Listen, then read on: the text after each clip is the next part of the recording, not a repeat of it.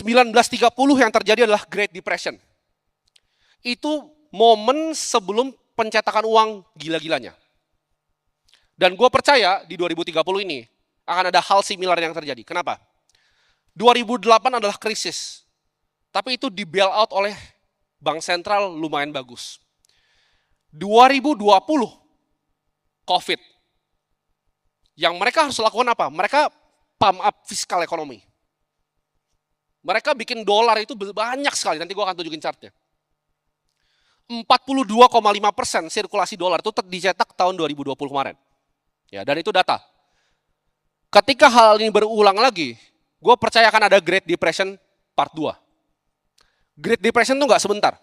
Kalian silakan cari sendiri berapa lama. Buktinya apa? Mari kita bahas data, fakta, dan angka. Next. Kalian ada yang ngerasa nggak? Di sekarang ini, walaupun katanya udah nggak krisis, daya beli masyarakat lemah. Buktinya apa? Penjualan auto.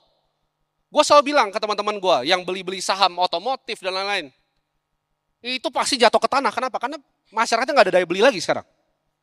Ya, ini datanya. Ya, interest rate dan quantitative easing. 1930.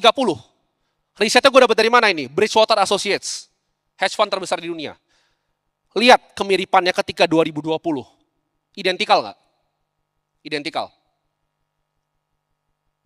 Jadi apa yang mereka kerjakan dulu? Perhatiin, ketika monetary base persen ke GDP-nya naik, itu terjadi krisis yang luar biasa.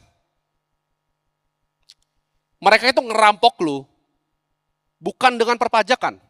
US itu ngerampok orangnya, bukan dengan IRS pajakin mereka. Tapi dengan Federal Reserve cetak uang dan banjirin marketnya. Itu adalah format dari pencurian yang baru. Lihat.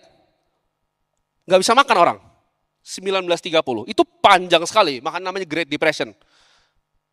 Nanti ketika Great Depression terjadi part 2. Dan masyarakat yang gue bilang tadi, yang di bawah 10% itu yang dipindahkan. Nggak dibutuhkan lagi. Lu kan lihat kekacauan yang luar biasa. Next.